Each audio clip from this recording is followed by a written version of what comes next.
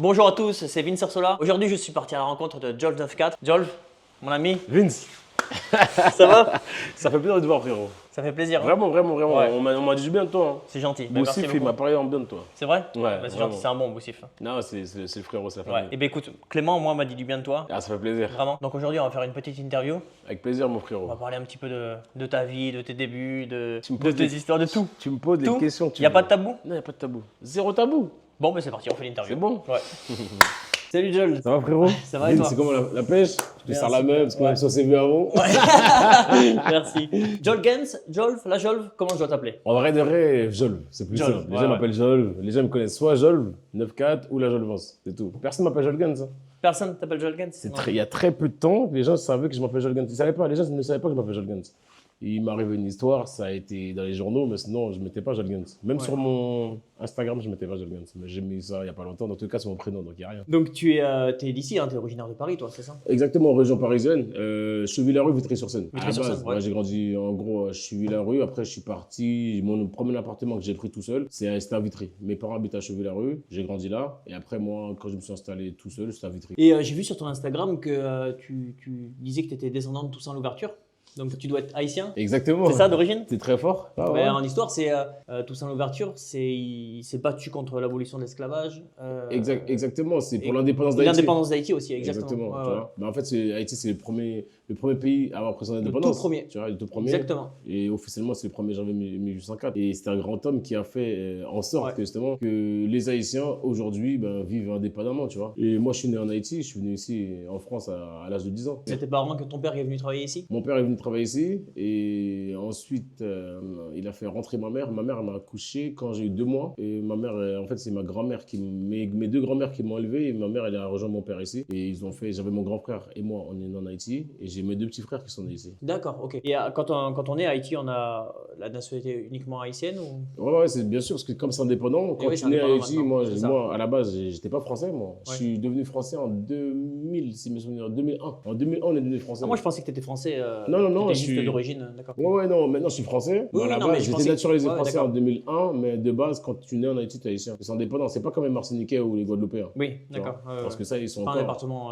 C'est pas un département français. C'était, mais ça l'est. Et comme je t'ai dit, l'histoire, c'est qu'on a pris l'indépendance, mais ça nous a coûté très très cher. L'exemple de Haïti, c'est quoi? Ils vont jamais montrer les bons côtés d'Haïti. Ils vont se dire quoi? Le message qu'ils veulent envoyer, c'est si vous prenez votre indépendance, vous allez finir pauvre comme Haïti, malheureusement. En gros, les gens, ils savent pas parce que Haïti, c'est la même île que la République dominicaine. Ouais, c'est ça. Et avant, ça s'appelait Saint-Domingue, non? Saint-Domingue, exactement. Saint-Domingue, ouais. C'est ça. c'était. Et encore avant, Hispaniola. C'est pas les Isla Juana? Non, les Isla Juana, c'était Cuba avant. Non, c'est Ouais. autre chose, exactement. Ouais, Mais après, en fait, si tu veux, comme il y a eu les colons espagnols, anglais et français, ils ont partagé l'île en deux, c'est devenu la République dominicaine et Haïti. Donc, tu as fait ta scolarité à Vitry, tu disais? Ouais, en fait, si tu veux, j'étais au collège chez Villarue. Ensuite, je suis parti au lycée à Cachan, première année de lycée à Cachan. Ouais. J'ai fait le BEP, parce que moi, j'ai fait un cursus professionnel, tu vois. Et ensuite, j'ai fait le bac et le BTS à Vitry-sur-Seine. Et après, après tout ça, j'ai fait un peu d'intérim. J'ai travaillé au McDo de Belle-Épine, à Thiers. Ouais. Ah, Belle Épine, ouais, je connais. Tu connais? Ouais. J'ai travaillé 5 ans au McDo de là-bas. Ouais, j'ai beaucoup bossé. Hein. C'est bien, c'est top. C'est important, justement. Ah, ouais, bien sûr. Parce que les gens, tu sais, ils disent souvent les influenceurs, ils connaissent pas le travail. Ils savent pas c'est quoi. Là, maintenant, tu es que influenceur.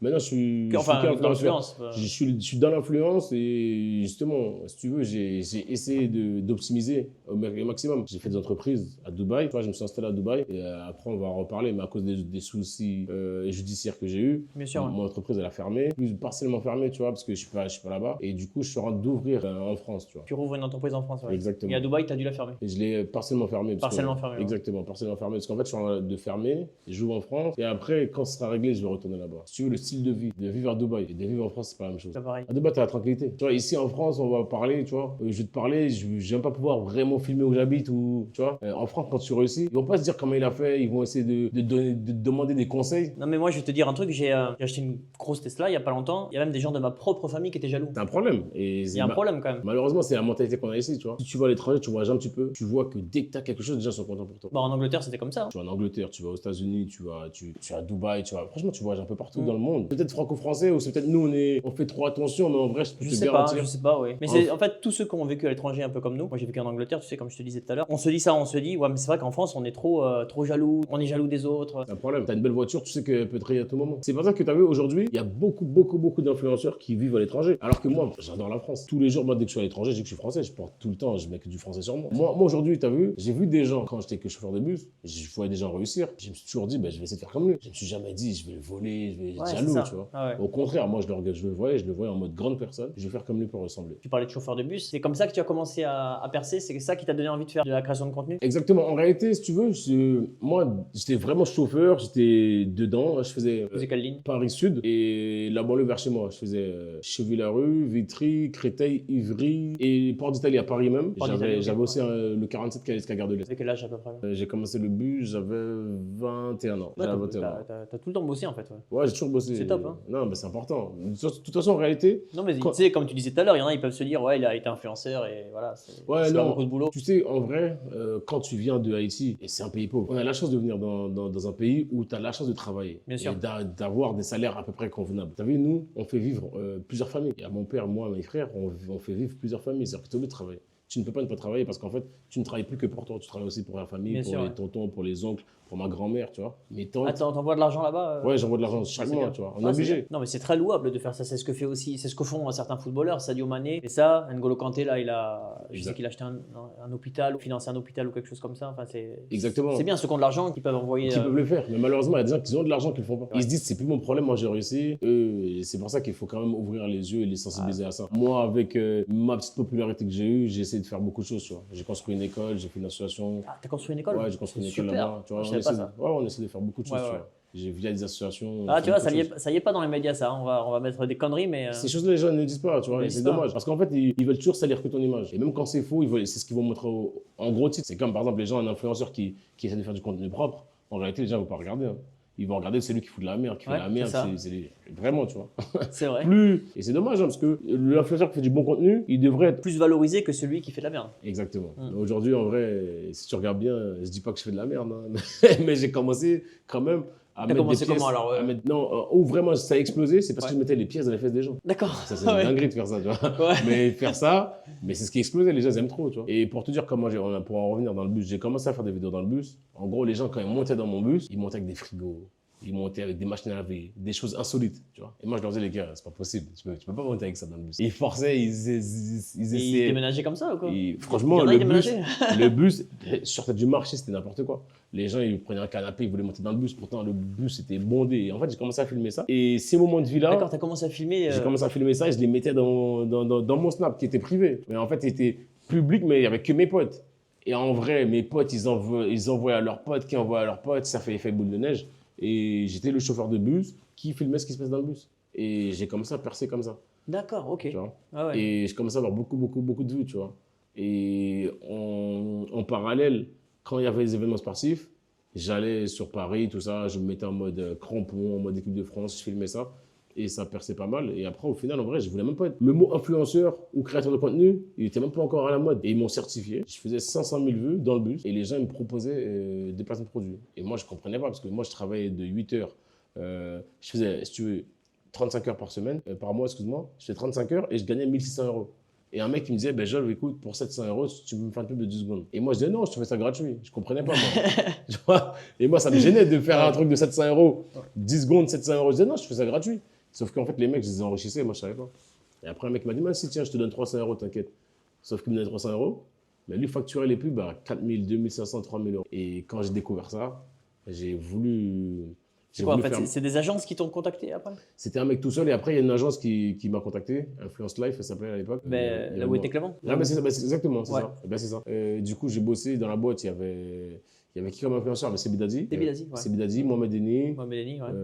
Paix à son âme, il y avait Baby Driver, il est décédé depuis. Comme c'est comme ça être dans une agence qui me payait. Et en réalité, pareil, le fixe, tu comprenais qu'en fait, il faisait beaucoup plus d'argent. Et après, je me suis mis tout seul, j'ai commencé à comprendre les rouages et je me suis mis tout seul. Et après, je suis parti habiter à Dubaï. Ouais, parce que l'agence, en fait, elle te ponctionne quand même. Exactement, parce qu'en fait, ils disent quoi? Ok, je te paye 15 000, 20 000, 12 000 euros par mois. Par contre, tu fais toutes les pubs que je te demande à l'heure que je te demande. Que des fois, tu avais même 3 pubs par jour. Quand tu dis des pubs, c'est quoi? C'est un placement de produit? Par exemple, tu avais des coques de téléphone. Et tu dis, voilà, cette coque. Cette coque, elle est magnifique, va l'acheter. Mais même, en fait, si tu veux, c'est vrai, il y avait des bons plans. Il y avait par exemple des gants isothermes. Mais le problème, c'est quoi? Nous, on a une agence, on faisait des pubs. Et les mecs derrière, ils n'envoyaient pas les produits. C'est pas du dropshipping ou quelque chose comme ça? Dropshipping, tout ça. Ouais. Mais sauf qu'au final, nous, on pense que. Vous savez pas, vous? Nous, on le sait pas. Nous, on fait la pub, on pense que sûr, c'est ouais. sérieux derrière. Et au final, les gens, ils nous insultent de nous. Tu marches dans la rue, les gens ils t'insultent. ouais. Tu vois, ils disent, mais Joël, j'ai commandé un truc avec ton plan, mais c'est pas arrivé. Tu rappelles l'agence qui rappelle le client dit, ouais, c'est bon, j'ai envoyé, mais en fait, il a jamais envoyé. Et l'agence, normalement, il doit faire le boulot, mais l'agence, ça fait son boulot des fois. Des fois, c'est le client qui est malhonnête. Donc malheureusement, c'est comme ça. Mais aujourd'hui, tu vois, c'est un peu plus surveillé. Par exemple, ce que je te disais, mettre les pièces dans les fesses des gens, je peux plus. C'est nudité, harcèlement, et tu vois. Donc maintenant, tu Maintenant, je fais l'argent partir. fais les billets. Les billets par terre. Ah, ça me fait rire. Je le regardais l'autre jour au volant comme ça. J'ai rigolé, je te jure. Au volant, c'est pas bien, tu Ouais, vois. c'est pas bien, ouais, désolé. Non, mais Mais exactement. ce qui m'a fait rire, c'est quand le mec il sort de sa vitrine là. Ah, il sort, Ah ouais, exactement. il sort. Il dit que c'est à moi. Ouais, Il ouais. insiste en plus. Tu vois. Mais il insiste. Et en gros, les gens ils disent, mais pourquoi tu fais ça? Mais c'est le côté pervers du truc. C'est ok, c'est vrai que c'est moi qui mets l'argent par terre. Et les gens, tu vois, je les mets pas forcément ceux-là. Mais il y a des gens qui disent que c'est pas à moi. Et je leur donne de l'argent. Ceux-là, quand ils me disent que c'est pas à moi, je leur donne des sous. C'est vrai? Ouais, Ah ouais? beaucoup, bien La sûr. personne qui te dit non, c'est pas à moi, tu leur donnes Tu vois, après, je leur dis, hors tiens, caméra, tu leur donnes. T'es un bon frérot, tiens. Il y a plus de gens honnêtes ou malhonnêtes? Mais il y a beaucoup plus de gens malhonnêtes. Et non, et c'est pour ça que je donne, sinon je serais ruiné là. Ouais. Et tu vois, il y a très peu de personnes qui disent que c'est à moi, c'est pour ça que je leur donne. Et en fait, tu fais comment? Tu poses juste à côté d'eux, tu les repères déjà? Comment En ça fait, se passe? moi par exemple, j'ai l'alias. Tu l'as avec toi? Ouais. Ouais, là, carrément, je l'ai toujours avec moi. Tu vois, elle est là. Et parce qu'il y en a beaucoup, ils pensaient que c'était une fausse liasse, tu vois, c'est une vraie. Il y a la photo. Attends, je vais contrôler quand même. C'est un contrôle. Regarde. On va voir si c'est Tu regardes et tu me dis. une vraie liasse. Je vais contrôler, voir. Regarde et tu me dis que c'est une vraie liasse. 200, 4, 6, 8, 10. Il y a 1000 € dans ma main. Voilà, déjà 1000 euros. Ça va très bien. Non, c'est du vrai, ouais. C'est du vrai. C'est du rêve. Ouais, c'est du vrai. Ouais. Après, j'ai ma photo qui est là. La petite photo. La photo. Et derrière, c'est un pote à moi. C'est un pote. C'est un opticien, tu vois. C'est un opticien. Et comme ça, les gens, ils disent, ah, mais tiens, c'est mon oncle, c'est mon père, tu vois. D'accord. Et même moi, des fois, ils me disent, par exemple, oh, c'est Jamel, c'est un pote à moi, c'est Mamadou. Je l'ai vu Jamel. Il y a quelqu'un qui te dit c'est Jamel. C'est Jamel, exactement, tu vois. Ah Mais ouais. ils sont prêts à tout, tu vois. Et donc, ils envoient des mythos. Et comme je te disais, les gens, ils aiment bien parce qu'en fait, ce format, même s'il est répétitif, c'est jamais les mêmes personnes, ce sera jamais les mêmes excuses. Et par exemple, si une personne elle me dit de retirer, je retire, tu vois. Toujours, je peux. Ah ouais? Ouais, c'est une personne. Parce que je leur dis pas qu'ils sont filmés, sinon il n'y a plus de problème. Si quelqu'un il vient, il m'envoie un message sur internet, il me dit personnellement, c'est moi, nana, ma famille, je retire, toujours, tu vois. Est-ce que tu le fais avec ton téléphone? Non, comment ça se passe? À la base, je filme avec le téléphone, mais depuis qu'il y a eu l'application Snap, enfin en méta avec les lunettes, je filme avec les lunettes aussi. Ah, tu filmes avec les Je lunettes? filme avec les lunettes Snap. Ah, je sais pas que ça existait. ça. Il y a la lumière là, moi je le cache. Là, il y a un petit Voilà. cache, ouais. Exactement, tu vois. T'appuies en fait, t'appuies deux fois, ouais. tu Mais vois. comment. Où est-ce que ça filme? Ben là t'as appuyé, donc tu t'es filmé là, je crois. Là. Moi je te montre. Vas-y. Ouais, en gros là, t'as la caméra qui est ici. Là, Ouais. tu appuies une fois. Là, ça filme. Là, ça te filme là, tu vois. D'accord. Là, ça Et filme. la caméra est là, ouais. La caméra elle est là. Ah ouais, donc tu peux cacher celle-là. Et là, non, ça c'est pas une caméra, c'est juste la lumière. D'accord. Tu vois, il y a une petite lumière blanche. Ah ouais, Tu ouais. la vois. Moi, je fais ça comme ça, les gens, Il voit pas la lumière. ils voient pas la Mais lumière. non, sinon. Tu vois. Et en vrai, ça y est, là, ça tourne, ça peut durer jusqu'à 4 minutes, 3 minutes. Mais ce qui est chiant et ce que les gens n'aiment pas, c'est que, eh ben, on me voit plus du coup. Parce que les lunettes, c'est moi, je les ai. Mais ils adorent voir les réactions que j'ai. Des fois, je fais quoi? Je fais genre, je nettoie les lunettes, je leur tire et je mets ma tête comme ça. Mais ça coûte cher, hein. Ça vaut combien? 475 €. Ah ouais, c'est pas donné. Hein. C'est un prix. Faut Ah, pas c'est les un perdre. En plus, moi, je suis quelqu'un, je perds énormément de mes lunettes. Je perds tellement de mes lunettes et je crois que mon opticien en a marre. C'est pour ça que je lui dis quoi? Bah, tu sais quoi, frérot, je vais te faire une pub tous les jours. Je vais te mettre dans mon billet, dans mes pranks. Parce qu'en fait, c'est quelqu'un. Regarde, celui-là, par exemple, c'est une personnalisée qui m'a fait. Et personnalisé, regarde. Ah, elles sont personnalisées. Ah Ouais, ouais. regarde, il y a écrit Jean 94 là. Ah ouais. Tu vois? Ouais. J'avais noté. Et c'est le meilleur, il fait des lunettes franchement exceptionnelles. Gros big up à lui, Carlito. Et après, je fais pas que ça, hein, parce que ça, c'est des contenus en fait, qui m'ont vraiment permis de vraiment percer et de passer à notre étape. Tu vois. Par exemple, à la base, quand on est parti à Dubaï, j'ai fait un concept qui s'appelle Dubaï Organisé. Tous les influenceurs, ou même lambda ou influenceurs de Dubaï, et moi j'avais une grande villa, c'était un hôtel qui s'appelait Jumeirah Village là-bas. Non, c'est le Five. Tu vois, mais c'était à Jumeirah Village. Et en gros, si tu veux, c'était une grande villa. Il y avait 4 pièces, une immense pièce, il y avait une cour, il y avait une piscine dedans. Et j'ai ramené tous les influenceurs de Dubaï là-bas. Et on faisait du contenu ensemble, tu vois. Et ça, c'était bien avant tout ce qui était HM House ou Nasdaq, tu vois. On avait commencé à faire ça. T'as ramené qui là-bas? Il y avait Léris Luketo qui était avec moi. Il y avait Yousra El Cash. Ça, c'était bien avant qu'elle perce énormément. Il y avait qui? Il y avait un pote à moi qui est qui est numéro 1 sur TikTok en live, qui s'appelle Turfu, nous on l'appelle Turfu, mais son truc TikTok c'est Tili. D'accord. Il ne pouvait pas choisir un nom plus simple, ouais, tu vois. Et il buzz beaucoup, mais on a commencé comme ça, tu vois. Et après, bon, par rapport aux connaissances qu'on avait, on est parti voir Laurent Billionnaire, tu vois, Jazz. Et c'est vraiment, Ouais. on a fait du bon contenu, tu vois. Et après, je suis parti, moi, faire, via cette idée-là, je l'ai développée. Je suis parti faire une émission au Maroc, avec beaucoup d'autres influenceurs. Ouais. Au Maroc, avec beaucoup d'autres influenceurs. C'est l'ancêtre de la HMOS. D'accord. Mais au final, ça n'a pas pu sortir parce que c'est quelque chose que je voulais mettre en télévision. Vous voulez en faire de la télé-réalité, c'est ça? En fait, je voulais faire. C'est pas là où tu étais juge? Non, ça c'est autre chose. Ça, Ça, c'est autre chose, ouais. ça c'est un YouTube que j'ai fait avec Mélanie. Ouais, c'est ça. Ouais. Ouais, exactement. Mais ça, si tu veux, c'est ce qu'on avait fait. On avait fait en sorte de prendre beaucoup d'influenceurs. Par exemple, j'avais pris Observateur Urbain, Sabri Parisien, Tout Artiste. J'avais pris Naomi et Mabel, c'est la sœur de Sissika. En fait, au Maroc, on avait beaucoup d'influenceurs. Le matin, on faisait des épreuves. Ceux qui gagnent les épreuves du matin, ils partent en activité l'après-midi. Genre, tu avais jet ski, tu avais massage, tu avais montgolfière. J'avais tout financé moi-même, tu vois. Tout. Tout, de A à Z. Et l'avion, le billet d'avion. Pour tout le monde? Pour tout le monde. Ça a dû te coûter une blinde. Franchement, très cher. Ouais. Ah oui, là oui. Tu peux nous dire un petit prix?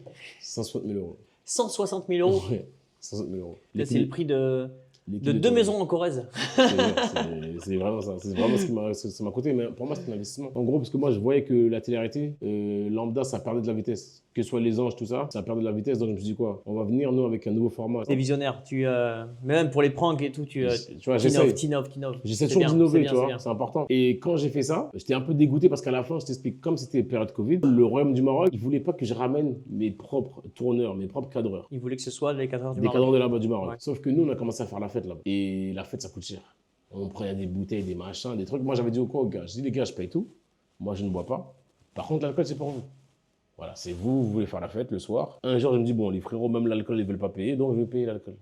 Sauf que là-bas, Ils voulaient pas ou ils pouvaient pas ou... je pense qu'ils avaient un peu la flemme, les gars. C'était Ouais. full bénéf. Tu vois, quand t'es. Ouais. Ils voulaient être en full bénéf tout le temps. Donc, je dis quoi, les gars? Avec 2-3 gars, on a payé. Je dis, les gars, venez, ok, on achète 2 bouteilles d'alcool et on fait la fête pour voir. C'était la meilleure soirée qui s'est passée. Les gens, bon délire. Personne n'a rien cassé. Sauf que les caméramans, ils voient ça, ils se sont dit quoi? Mais en fait, attends, une bouteille d'alcool, c'était 700 euros. Ils se sont dit, attends, ils sont capables de mettre 700 euros pour une bouteille d'alcool? C'est-à-dire qu'ils sont capables de me payer plus cher. Ils ont comme ça à me faire du chantage. Si tu ne payes pas 1000 euros en plus, on ne tourne pas demain. Ah, ça a commencé comme ça. Et au final, en fait, ça a commencé. C'est parti jusqu'à 5 000 euros, 10 000 euros. Tu vois. Et, et au final, ils m'ont dit quoi? Ben écoute, donne-nous 20 000 euros en plus. J'ai dit non, c'est pas possible. J'ai dit, ça va pas être possible. Ça va pas être possible. Du coup, j'ai laissé tomber le projet. J'ai dit, mais ça va pas. On a tourné jusqu'au bout. Et à la fin, ils me disent, ok, si tu veux maintenant le projet, tout monter, tu nous donnes 20 000 euros. Je dis non. Donnez-moi mon projet, je vais le monter ailleurs, c'est pas un problème. Ils m'ont dit, ok, donc ça va être que 10 000. Et j'ai pas voulu. Donc pendant 3 mois, ils ont regardé le projet et je me suis dit, mais je peux pas m'asseoir sur ce projet-là, tu vois, je ne peux pas m'asseoir dessus. Donc qu'est-ce que j'ai fait? Je suis revenu les voir 3 mois après, je leur ai dit, écoutez, vas-y, venez, on s'arrange, je vous donne 10 000, ok, mais juste remontez-moi le programme, montez-moi le truc. Ils ont dit non, 10 000, c'est bon, rentre chez toi. Tu veux faire quoi, toi, au Maroc? J'ai pris les rushs, je suis parti. Je suis revenu avec en France, sauf qu'en fait, c'était quoi? Il y avait 2 rushs. Il y avait les sons, il n'y avait pas l'image. Il y avait l'image, pas le son. Il fallait faire tout un montage, essayer de retrouver ce qui allait avec quoi. Et j'avais Trace TV qui devait tout me remonter et balancer sur Trace TV. C'est un travail de fou, non? 2 ans, ça a pris 2 ans. Et au final, il s'est passé quoi? Eh ben, au bout de 2 ans, tu as des contrats. Et c'est sur 2 ans. Tu ne peux plus diffuser, j'ai plus la main dessus et ça s'est perdu. T'as perdu de l'argent. J'ai perdu de l'argent, j'ai perdu mon temps, j'ai perdu de l'énergie. Et au final, ben, en fait, si tu veux, je devais récupérer Pape et Sandwich. Il y a Hashmi, à l'époque, qui les avait. Et Hashmi, je l'ai contacté, je lui ai dit, ben, est-ce que je peux récupérer Sam et Sandwich Sandwich et Pape qui sont avec toi? Mon émission commence le 20. Lui m'a dit, ouais, ben, il faut voir avec eux parce que même au moment, ils m'ont pas dit ça. Et même par la suite, là, il n'y a pas longtemps, j'ai vu Hashmi et on a parlé, en fait, ces deux-là, ils nous ont un peu roulé dans la farine, lui et moi. En fait, à Hashmi, il disait que, vas-y, Joel veut, en gros, il veut absolument qu'on aille faire ce truc de merde, mais nous, on veut pas. Et à moi, il disait, non, Hashmi nous bloque. En gros, il a dit, ton concept, il va le faire en mieux. Et au final, il y a eu l'Hashmi House. Et par rapport à ça, je me suis dit quoi, moi? En fait, bah, Hashmi, il a repris mon concept. Et Hashmi, il se disait quoi? Il disait que moi, en fait, j'ai pas voulu donner de la force parce que j'ai voulu prendre 2 influenceurs. Alors qu'il n'y a rien à voir, tu comprends? D'accord, ouais, je comprends. Donc, en gros, c'était un boogie-boulga. ouais. Et au final, bon, on a parlé pas longtemps. Et avec Hashmi, là, ça va? Oui, Hashmi, il n'y a rien, aucun problème. Ouais. Aucun problème avec lui. Carrément, il a fait la Hashmi House. Et comme j'ai dit, tu as vu, nous, on s'était au téléphone. J'avais expliqué c'était quoi mon concept, mais c'est pas exactement la même chose. Mais dans tous les cas, comme on a dit, on est des créateurs de contenu. Tu vois. Donc, forcément, ça, je l'avais, cette vision-là. Je n'ai pas pu la faire. Il l'a fait en mieux, on va dire entre guillemets, parce que ça, il l'a fait. Parce que moi, je n'ai pas pu le tourner. Tu vois. Parce que j'ai voulu mettre le côté professionnel. Parce que nous, le problème, c'est quoi? C'est qu'on est toujours que sur les plateformes. Et je voulais faire un peu de télé parce qu'en fait, on avait Snap. Par exemple, c'était quoi le but? C'était donner envie sur Snap. Et après, quand l'épisode il sort officiellement, les gens vont aller voir. Parce qu'on va dire sur Snap, je faisais quoi? Les épreuves.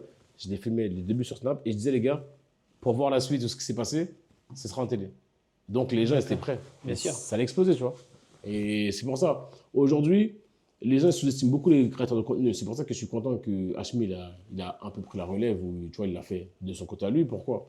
Parce que nous, on ne vient pas des télévisions, on vient pas de. Nous, on s'est fait tout seul, tu vois. On vient vraiment des réseaux. On voit quand même qu'on y arrive, tu vois, petit à petit. Bien sûr. Et ce serait bien justement de faire des combos, par exemple TF1, M6, avec des jeunes influenceurs, tu vois. Des fois, c'est les moyens qu'on n'a pas. Tu as vu, là, j'ai mis 160 000 euros, et au final, dans le vide. Dans le vide. Tu vois, et c'est un coût, tu vois. Aujourd'hui, on peut dire, on peut gagner ce qu'on veut, mais 60 000 euros, c'est un coût. Parce que moi, j'avais hésité à acheter ma maison à l'époque, et je me suis dit, non, tu sais quoi, on va me faire ça comme un investissement, et derrière, j'aurai plus d'argent. Mais au final, j'ai mis 60 000 euros, c'est parti dans le vide. Mais heureusement, je n'avais pas tout mis, tu vois. Tu n'avais pas tout mis. J'ai pas tout mis. Parce qu'au final, juste après, je suis parti à Miami souffler un peu, et toujours avec la même équipe, et c'était franchement. Tu as fait de l'argent à Miami un peu? Ouais. Miami, on n'a pas fait de l'argent à Miami, c'est que des dépenses. Que des dépenses. Ouais. Que des dépenses. Ouais. On est parti souffler, boîte de nuit, tout ça, non, c'était que des dépenses. Là où tu as fait de l'argent vraiment, c'est en France ou c'est à Dubaï? À Dubaï. À Dubaï. Là, tu as fait beaucoup d'argent. À Dubaï, on a fait beaucoup d'argent. Mais Après, avec la création de contenu. Après la création de contenu et bah, le fait d'être avec beaucoup de monde, avec beaucoup de personnes, on avait beaucoup de demandes de publicité. Tu vois. Ah, c'est ça, en fait, c'est les pubs qui vous. Il y a la publicité qui nous ont rémunérés. Après, on a fait en sorte aussi de mettre en place des sites d'e-commerce. Tu vois. On a fait des belles choses. Tu vois. Par mois, en moyenne, tu faisais combien à Dubaï? C'était minimum à 30 000 euros. 30 000 euros minimum? Minimum. Genre, minimum. en moyenne, 60 000. Ouais, en moyenne 60 000, mais minimum 30 000. Et un appart là-bas, ça coûte combien? Un appartement, on va dire. Vous étiez en location, je pense que vous avez. En location, Ouais. c'est en fait là-bas, si tu payes à l'année. Par exemple, 90 000 euros à l'année, direct. Tu vois. Ah, tu payes pas par mois comme. Je paye à l'année. Après, moi, j'ai acheté une villa à Dubaï. T'as acheté une villa là? J'ai acheté une villa à Dubaï, tu vois. Qui est encore à toi que t'as encore? Ouais, la moi. J'ai la Dubaï et après, j'ai pris un appartement aussi. Non, mais en plus, moi, ça m'attire énormément les Émirats, sans rigoler. Vraiment, ça m'attire par rapport à la sécurité. Tous mes potes qui y sont allés, ils me disent tu laisses de l'argent sur la table, tu reviens, Elle bougera pas. t'as ton portable, tu Elle l'as oublié bougera au pas. restaurant. Dans l'une des plages où il y a les plus fréquentées de Dubaï, j'ai perdu aussi, je pars toujours tout le temps mes lunettes. J'avais une Louis Vuitton et je me suis dit, jamais ils vont me les retrouver. Ils m'ont dit, bien sûr. Ils regardent la caméra, 2 jours après, tenez, un jour, pour te dire l'anecdote, j'arrive voiturier. Le voiturier, tu vois, il prend la voiture, mais j'oublie de lui donner les clés. Je suis sur une plage, je viens, un mec qui me dit, ah bonjour, je peux avoir les clés s'il vous plaît? Incroyable, il m'a retrouvé sur la plage. C'est quoi les inconvénients de Dubaï? Pour moi, les inconvénients de Dubaï, c'est que tu es tout le temps, déjà de 1, tu es tout le temps filmé. Au niveau, moi, c'était un truc que, par exemple, pour mes enfants, quand je les emmène à Dubaï, on dirait que tu n'as pas d'autres enfants. En gros, c'est-à-dire que je pense qu'ils ont des internats où ils ont des cours particuliers. En fait, tu vois pas d'enfants qui vont au cinéma en équipe, tu vois. Pour moi, c'est tes gosses, ils sont entre eux. Et les enfants, ils sont entre eux. Il n'y a pas ce truc-là où en France, par exemple, tu vas faire des activités où tu vas te mélanger avec tout le monde. En fait, là-bas, tu ne te mélanges pas vraiment. Est-ce que c'est un petit peu, entre guillemets, européanisé là-bas? Pas moi, t'as des bars, t'as des discothèques ou... Il faut le savoir, il y a beaucoup de Français qui sont implantés là-bas. Ouais, c'est ça. Des Émiratis, il y a peut-être quoi, 10% à Dubaï? Il y en a, mais il y a peut-être 10%, exactement. Ouais. Ou sinon, des fois, il y a des bars qui sont réservés aux Émiratis. Mais dans un sens, c'est mieux. Parce que tu as vu là-bas, la fille qui est en mini-jupe ou en petite tenue légère, elle va pas se mélanger avec les autres, tu vois. Ça, Ouais, mais déjà, c'est pas leur culture, donc elle devrait pas se mettre comme ça. Enfin, exactement. pour moi, mais en fait, on doit respecter la culture du pays. exactement, c'est vrai. Mais après, ce qui est bien à Dubaï, c'est que justement, ils sont très ouverts d'esprit. Ils sont ouverts d'esprit, ouais. Après, des fois, quand tu abuses dans le centre commercial, les malls, qu'ils appellent ça. Les malls? Les malls, les centres commerciaux de là-bas. Ouais, tu vois. d'accord. En gros, là-bas, quand tu es habillé en tenue légère, tu as un avertissement. Tu as un mec qui vient qui te dit tiens, va mettre une tenue. Tu vois. D'accord. Ouais, et deuxième fois, ben, tu payes quelque chose. Tu payes Si tu fais un excès de vitesse aussi, on m'a dit que tu payes pas mal. Ah, par contre, là-bas, c'est. Vaut mieux ouais. Tu as des belles voitures, mais par contre, toutes les 500 mètres, tu as un radar. Ah, vaut mieux respecter la limitation. Il vaut mieux respecter, c'est mort, ça sert à rien. Parce qu'il y en a, ils veulent faire les kékés là-bas, tu te fais allumer. Et il faut payer là-bas. L'essence, elle est pas chère. Là. Par contre, l'essence, c'est pas cher. 20 euros, t'as le plein. Et après, la qualité de vie de Dubaï, ça n'a rien à voir. Par exemple, un exemple, tu as un câble, tu as besoin de jouer à la PlayStation et tu vois qu'il manque ton câble. Ouais. Tu as l'application, tu commandes ton câble et il te le ramène. Tu commandes ton câble. Tu commandes ton câble. Il y a les bons, comme on dit, il y a les bons côtés et les mauvais côtés de Dubaï. Parce que le mauvais côté de Dubaï, c'est que les travailleurs, ceux qui bossent beaucoup, on les met dans des sortes de foyers où j'avais fait une story sur ça, où ils sont à 6, Ils sont à 8 dans une C'est chambre. pas les hindous ou les Pakistanais, tu les vois, Pakistanais, ouais. la plupart, c'est pakistanais, mais tu as aussi des Camerounais, des Nigériens, Ouais. tu vois. C'est Ils pas- prennent leur passeport et ils leur disent, OK, maintenant vous avez bossé, tu vois. Et ils me disaient quoi, c'est pour 300 € par mois. T'es resté qu'à Dubaï ou t'es un petit peu allé sur les autres, Et j'ai fait le les autres Qatar. pays? Le Qatar, ouais. J'ai fait le Qatar même pour la Coupe du Abu Monde, j'ai Dhabi, fait tout carrément. ça, À ouais. Abu Dhabi, j'ai fait. T'as Franchement, été à la Coupe du Monde? c'est la Coupe du Monde. La finale de la Coupe du Monde, j'étais là. J'étais Au plus près? au plus près. Quand Koulibaly, il rate, c'était devant moi. Nous, on était prêts. On avait une petite équipe de Français. On était de Dubaï, quand je dis l'équipe de Français de Dubaï. On était prêts à monter, à rentrer sur le terrain parce que tu as vu, on est proche des joueurs, tu vois. Ouais. Parce que moi, j'ai beaucoup d'amis qui sont dans l'équipe de France, tu vois. À tout moment, on allait rentrer sur le terrain, c'était magnifique. Pour nous, c'était une remontada de fou et c'était la meilleure finale de toute ma vie. T'étais avec qui là?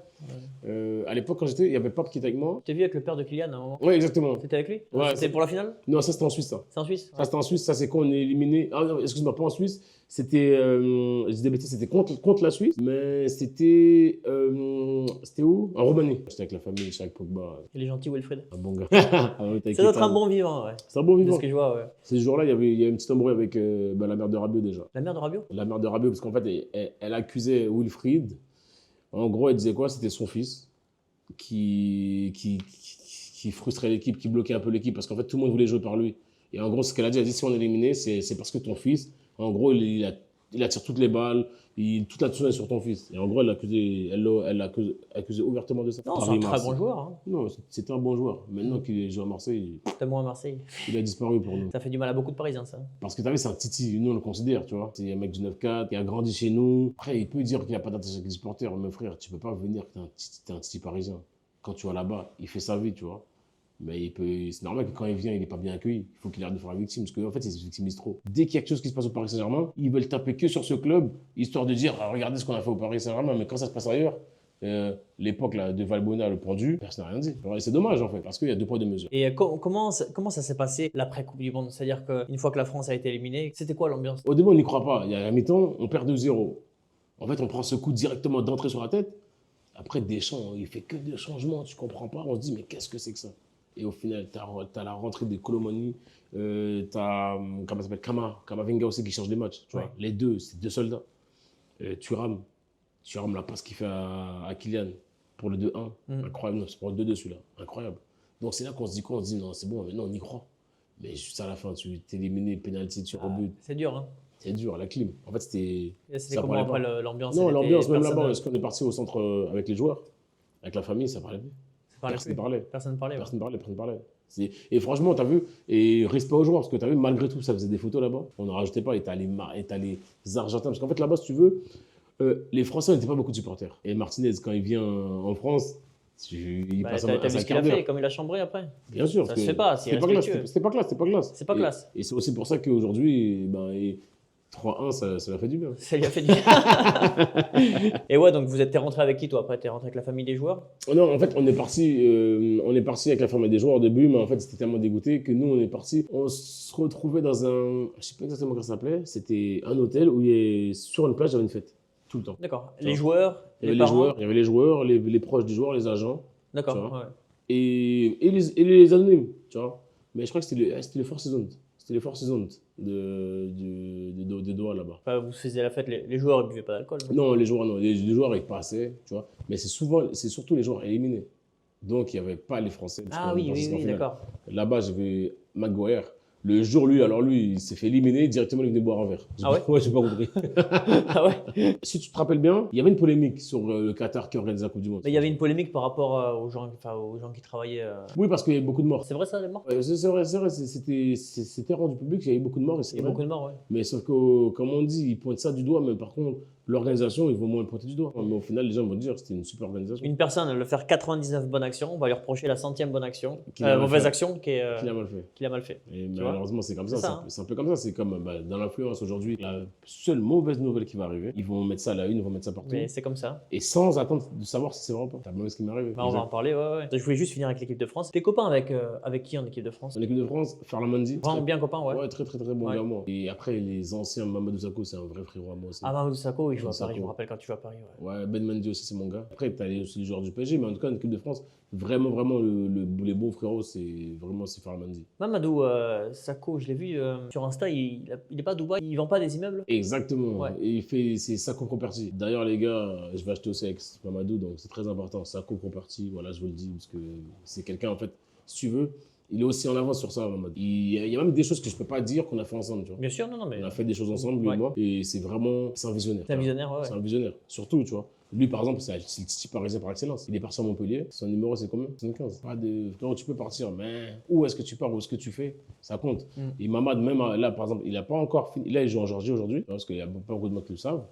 Mais aujourd'hui, entre parenthèses, avec sa vie de footballeur, il a déjà anticipé la suite. Ah, il il est- investi, il est très loin. C'est quelqu'un d'intelligent. Ouais. C'est un bon, très bon ami à moi aujourd'hui. C'est parce que, tu as vu, on se connaissait pas, il est venu me parler, on s'est parlé. Vous êtes connu sur un match? Non, même pas. En fait, carrément, si tu veux, un jour, Mamadou, il commande ma story. Moi, je le dis tout de suite, je le rajoute. Moi, je suis fan. Bah, moi, t'es du content, joueur. bien sûr, Je suis ouais. fan du joueur, moi, je le rajoute et je regarde si c'est vraiment lui, je vois l'étoile, on se parle. Et on parle ce jour-là de 14h jusqu'à 4h du matin. Ok. Incroyable. Ok. Et de là, on a mis en place beaucoup de projets. Et jusqu'à aujourd'hui, là, il fait Mamadou pour partie. Bah, c'est top ça. Et à Paris, tu connais des joueurs? Ouais, au parc, ouais. Et moi, on côtoie beaucoup de joueurs.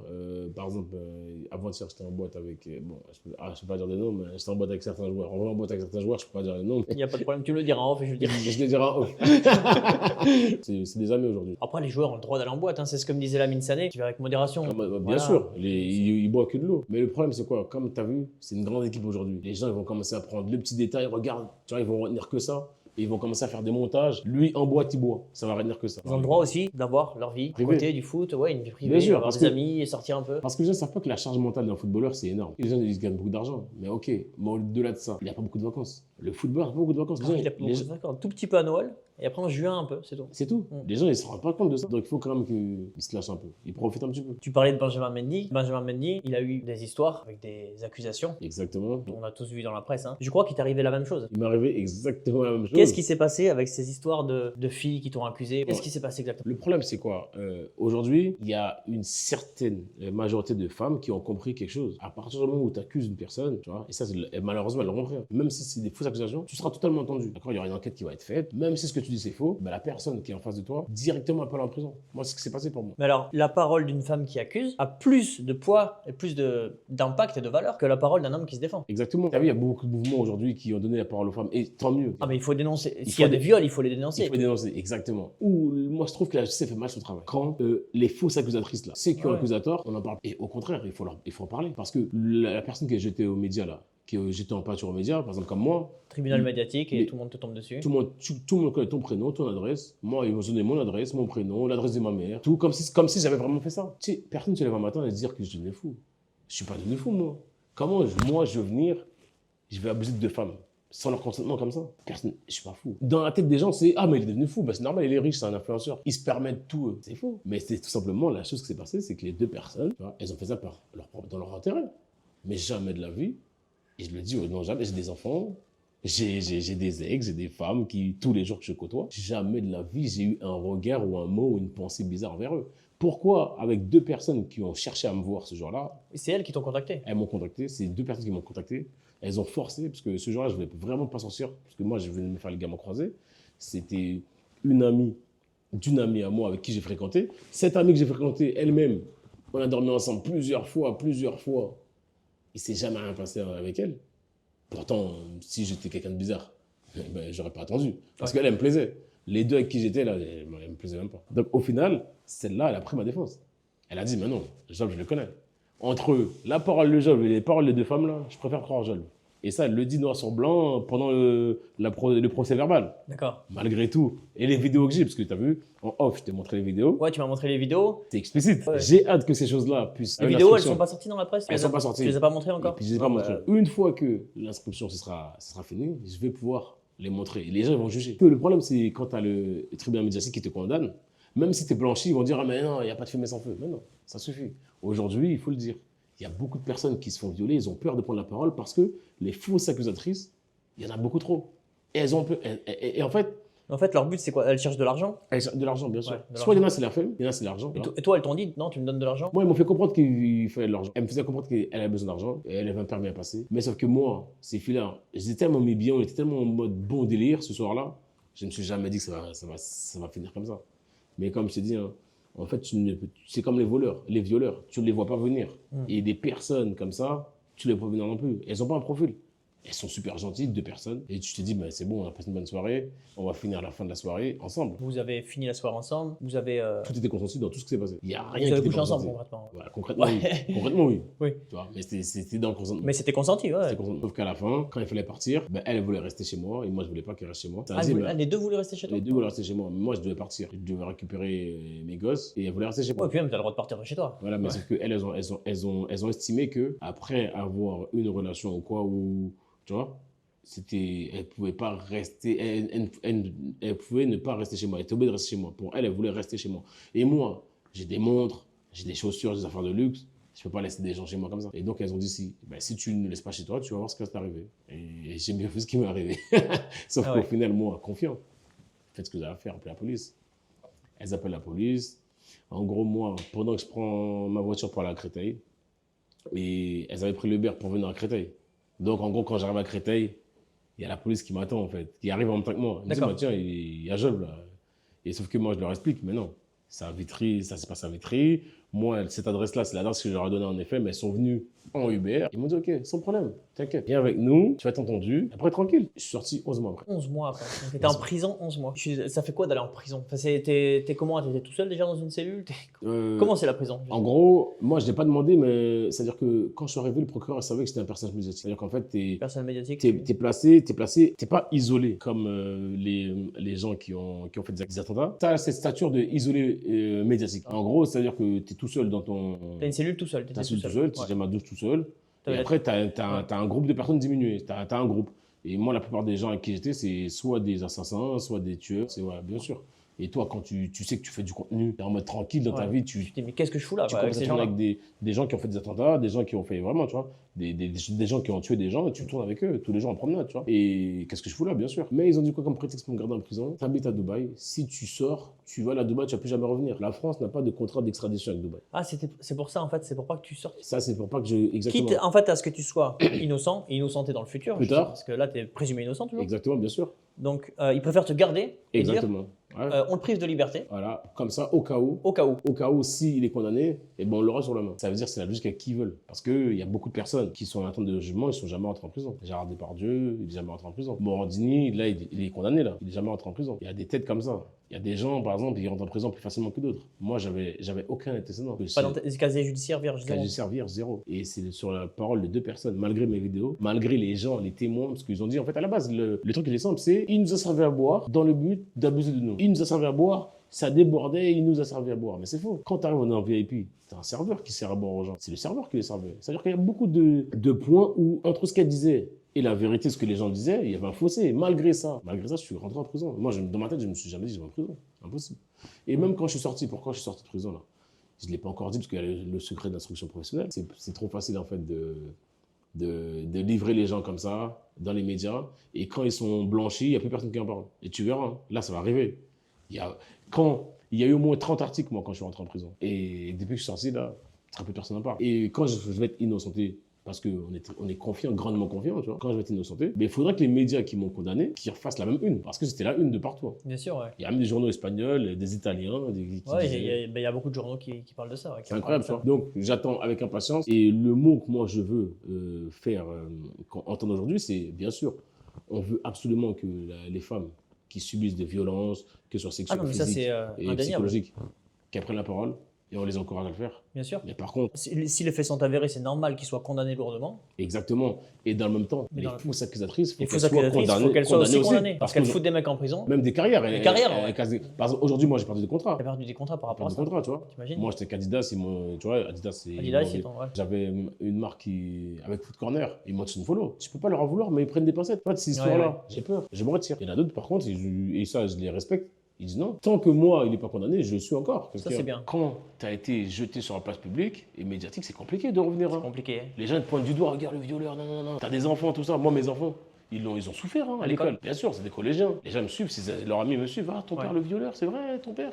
Ma fille, pendant 2-3 semaines, elle peut partir à l'école. 3 semaines, elle peut partir à l'école. Mon fils, pareil. Ils étaient où là pendant que tu étais en prison? Avec leur mère, tu vois. Ouais. Et heureusement que j'ai mes frères. Heureusement. Mes cousins. Et heureusement, mais imagine ceux qui n'ont pas de famille. Et tu faisais quoi tout seul dans une cellule? Il n'y a pas de téléphone? Il n'y a pas de téléphone. C'est censé pas avoir de téléphone, des fois il y en a. J'en avais pas, En fait, tout est cher, tu dois tout payer, tout acheter. Ouais, tu dois tout acheter. Même l'eau, tu dois acheter, tu vois. T'achètes tout. En fait. T'achètes l'eau? T'achètes tout. Ah ouais? Ouais, t'achètes tout. Et après, eux, ils te ramènent à manger, mais ce qu'ils te ramènent à manger, souvent, c'est pas bon. Donc, tu dois cantiner, ça s'appelle les cantines là-bas. Là, dans la rue, ça va maintenant ou pas? Non, moi, tout va bien, parce qu'en fait, au final, les gens, ils connaissent ma personnalité. Et même quand je suis sorti, je leur ai montré aussi que, attention, j'ai du répondant. Tu m'as mis en prison pendant 11 mois. Mais quand je sors, je suis pas une victime, moi. T'as ce que t'as fait, frérot. Y a pas de problème, tu me l'as fait, t'as essayé de me le faire. Mais mon ami, ce que t'as essayé de faire, je vais te montrer que t'inquiète. Et je vais revenir plus fort. Et c'est ce qu'il faut faire, tu vois. Aujourd'hui, regarde, t'es devant moi, on est avec toi, on est ensemble. Là, c'est bien maintenant, là, t'es bien, t'es revenu. Bah, je suis revenu en place, regarde, t'as vu que j'ai emménagé ici. C'est magnifique là où t'es, c'est magnifique. Merci la famille, tu vois. Comme dit, t'as vu, moi, le problème, quand t'es trop gentil, ça peut se retourner contre toi. Quand t'as les épaules, grâce à Dieu. Et moi, je suis très croyant. Et moi, quand je suis dans la cellule. Haïti, c'est catholique? À la base, c'est protestant évangéliste, tu vois. C'est protestant évangéliste, ouais. Ouais, exactement, c'est ça. Et après, moi, mes enfants, ils sont musulmans, tu vois. Moi, je suis très religieux, moi, je suis croyant. Après, comme je dis, ça, c'est une idée reçue quand les gens, ils se disent, oh, mais t'as vu, les musulmans, ils sont comme ça, les chrétiens. Non, tu vois. En fait, c'est la personne. C'est ça en fait, juge la personne, juge pas ma religion. C'est tout, tu vois. Je fais une connerie, juge-moi, moi. T'as compris, pas la religion. Ouais, et c'est important, tu vois. Ouais. Aujourd'hui, les gens, ils vont assimiler ton comportement à ta religion. Rien à voir. Bah non, ça n'a rien à voir. Il y a des musulmans qui sont très bêtes, des chrétiens qui sont très bêtes. Bien sûr. Comme il y a des chrétiens et des musulmans qui sont très intelligents. Très intelligents. C'est tout. Non, c'est vrai ce que tu dis. C'est la même chose pour la couleur de peau, tu vois. Bien sûr, Bah, t'as des noirs plus intelligents que des blancs plus intelligents que des noirs. C'est tout, tu vois. C'est pas une couleur de peau qui va faire l'intelligence. C'est pas différente, tu vois. Et aujourd'hui, comme moi. C'est une pigmentation différente, c'est tout. Exactement. Et moi, c'est pour ça que je l'ai toujours dit et j'ai toujours essayé de le mettre en avant dans mes vidéos. Tu vois, la France, on a un pays, en fait, on a la chance d'être dans un pays multiculturel, tu vois. Et c'est important de montrer qu'en fait, toutes les cultures, on peut cohabiter ensemble et en faisant en sorte que ça se passe bien. Ça, on ne se prend la tête. Même moi, les gens, par exemple, des fois, ils disent, ah, mais t'as vu, il fait des pranks aux blancs. Non, aux blancs, aux noirs, aux asiatiques, j'ai toujours fait de tout le monde. Ouais. Tu vois ah, les blancs, non. Les pranks. Tu t'en fous que le mec soit blanc ou. Non, tu fais. Hey, le noir a toujours essayé de voler dans mes pranks. Il y a un blanc qui a essayé de voler, un noir, un arabe, un asiatique, tout le monde est passé. Et tu fais comment? Tu choisis un petit peu Non, c'est moi, je me balade avec ma kista. Dès que je vois quelqu'un, j'essaie. Et en fait, tu fais tomber à côté de lui? En fait, je fais quoi? Des fois, par exemple, le mec qui est dans sa voiture, c'est meilleur celui-là, parce qu'il voit pas ce qu'il y a par terre. Et moi, je fais genre, oh, je regarde comme ça, je fais comme s'il y avait un truc au sol, et lui, il commence à baisser sa vitre. Et au moment où il baisse sa vitre, moi, j'arrive, je ramasse. Je fais genre, et je fais genre, je compte. T'es étonné, tu fais oh, mais c'est à vous. Et là, boum, c'est à moi. Tu vois? Tu t'as fait voir encore, j'ai envie de toucher ça, je te jure. Tu vois? Et ouais, et tu vois, et plus il y en a. Continue, Jolf. Et plus il y a des. Et comme tu dis, ça n'est que 1000 €. Et plus il y a des billets, et plus le mec il est vraiment déterminé. Tu vois. Et t'as des anecdotes là-dessus vraiment? Vraiment, je vais te dire, j'avais une dame, elle a pleuré parce qu'en fait, je t'explique. Hein. Je fais tomber l'argent et t'as un mec qui passe comme ça et qui dit que c'est à moi. Il y a une dame qui dit non, c'est pas à vous. Je dis madame, c'est à vous. Elle aurait pu dire c'est à moi parce qu'elle était plus à côté. Non, c'est pas à moi du tout. Elle me dit c'est pas à moi du tout. Et en gros, je la regarde et elle insiste en disant que c'est pas à moi. Et je vois cette dame-là, vraiment, tu vois, elle a de bon cœur. Je lui donne 50 €. Je te jure qu'elle a pleuré, c'est elle a pleuré. 50 €, elle a pleuré. Donc, pour 50 €, elle a pleuré, elle m'a dit merci beaucoup, j'avais vraiment besoin. Et malgré qu'elle en avait besoin, elle n'a pas dit ça à moi, elle a pleuré. Et donc, quand j'ai dit, madame, maintenant, vous mettez mal à l'aise, relevez-vous, s'il vous plaît, je lui ai tout donné, tu vois. Et dans la question de bataille, là, il y avait quoi 1000, t'avais 1000 là, non? Là, il y a un peu plus de 1000 €. Ouais. Je crois qu'il avait donné 850 €. Et elle est revenue, elle m'a dit, monsieur, est-ce que vous savez, en fait, elle m'a dit, votre vidéo, elle a tourné, il faudrait que je la retrouve. La vidéo, elle a tourné, parce qu'en fait, la vidéo, à la base, si tu veux, elle a dit non, mais il y a un mec qui a dit oui juste après. Et en gros, elle me disait, mais moi, vous ne connaissez pas, tu vois. Elle m'a dit, ouais, la vidéo, elle a tourné, une vidéo que vous avez fait, elle a tourné. Et les gens, franchement, quand je leur ai expliqué que je vous donné de l'argent, ils ne me croyaient pas. Et elle m'a dit ça, et elle m'a dit quoi? Ça a changé ma vie. Parce qu'en gros, si tu veux, je pense qu'elle avait des enfants, et tu sais, les 115, un truc comme ça. Elle avait des enfants et il fallait qu'elle puisse acheter 2-3 affaires pour eux. Et je crois que ça lui a vraiment fait du bien dans sa vie. Donc là, tu as des projets futurs? Ouais, bien sûr, j'ai beaucoup de projets. En fait, là, déjà de base, j'avais fait mon émission à la régie, que je l'avais appelée. Je vais déjà le mettre sur YouTube, parce que finalement, en vrai, elle n'a pas pu sortir en télé parce que le temps de faire des montages, les montages que j'ai perdus, parce qu'en fait, ils m'ont pas tout donné. En fait, ça veut dire que j'ai pas pu le faire, le projet comme je le voulais. Et une fois que ça, je le mets sur YouTube, je vais faire le deuxième, tu vois, avec des influenceurs, des créateurs de contenu. Et après, j'ai aussi un projet, t'as vu la prison. Quand j'ai connu la prison, moi, ça m'a fait du bien Pas dans le sens où c'est bien la prison. Ça m'a fait du bien de savoir, en fait, que malgré ma notoriété, malgré l'argent que j'avais, ben, quand tu arrives en prison, tu es comme tout le monde. J'ai vu aussi que si tu n'avais pas d'argent, tu es en galère en prison. Donc moi, je vais développer quelque chose pour pouvoir aider les gens qui n'ont pas d'argent en prison, pour aider leur famille et pour les aider aussi. Parce que tu as vu quelqu'un, par exemple, même si tu prends l'avocat, tu as vu l'avocat quand tu es dans un bureau, lui, il rentre chez lui. Toi, tu vas dans ta cellule. Il ne sait pas ce qu'on a vu, la vie que tu as en cellule en réalité. L'avocat, il peut deviner, mais il n'a jamais été en prison. Oui, bien sûr. Moi, maintenant, aujourd'hui, j'ai l'idée de me dire que je connais les deux mondes. Le monde où tu n'es pas en prison, le monde du prisonnier. Le monde du prisonnier, en fait, comme le mot prison, c'est un gros mot aujourd'hui. Personne n'est un prisonnier. Un mec qui n'a pas de famille, comme je t'ai dit, par exemple, il a des enfants, il n'a pas de famille, comment il fait? Donc là, je vais faire une entreprise par rapport à ça. Toutes les personnes, par exemple, même si un avocat, aujourd'hui, un avocat, c'est trop cher. Moi, je vais donner des tips, les aider pour montrer que même si tu n'as pas beaucoup d'argent, en fait, il y a des petites astuces qui font que la personne qui est en prison, elle va mieux vivre. Avec mon avocat, on est en train de mettre en place toutes les chartes. Parce que, comme je t'ai dit, aujourd'hui, le seul lien avec des prisonniers, c'est l'avocat. Il y a des gens, ils venaient, ils disaient, tiens, j'ai du lait. Mais c'est pas comme ça. Tu ne peux pas ramener du lait à un prisonnier. Ouais. Mais juste les trucs les plus basiques, quand tu n'es pas confronté à la prison et que quelqu'un de ta famille, il n'y a personne qui a fait de la prison, tu ne sais pas comment ça marche. Donc, à part prendre contact avec un avocat sur la papier, il ne va pas calculer. Tu vois, il y a des associations déjà qui, je pense, ne te calculent pas. Donc moi, ça, c'est un truc que je vais faire. Il y a, pour te dire, il y a mon émission que je veux reprendre. C'est ce projet-là que j'ai en C'est un place. super projet, ouais. Ça me prend du temps, en tout cas. Je vais te remercier pour nous merci. avoir accueillis. Merci à toi, ça m'a fait plaisir. Merci vraiment. infiniment, on était très bien accueillis, c'est magnifique ici. Merci beaucoup, la famille. J'espère que vous allez aller encore plus loin. Et dans les débuts, si j'ai pu vous aider, je serais content. C'est gentil, en tout cas. Okay. Merci. En tout cas, continuez les frérots. En tout cas, c'est très lourd ce que vous faites. Et les gars, je le dis, hein, commentez, partagez au maximum parce que c'est vraiment des bons. Et Vince, vraiment, rien à dire. C'est un grand homme. Et abonnez-vous. Mais c'est carré, mon frère. Merci. Non, avec plaisir, mon frérot. Job, j'ai vu que tu avais le maillot de Paris. Ah bien, très grand supporter du PSG, moi. T'es fan du PSG. Bien sûr, frérot. Est-ce que ça te dit de venir le 18 mai? Est-ce que ça te dit de venir avec tes enfants si tu veux? Parfait. En fait, pourquoi tu me poses la question? J'arrive avec plaisir, mon frère, directement. Eh t'es invité. Vraiment, t'es vraiment. Invité, je vais avec mes enfants. T'es mon invité, tu viens avec tes enfants, tu seras sur la pelouse. Sûr? Sur la pelouse, 100%. Merci beaucoup. Avec plaisir.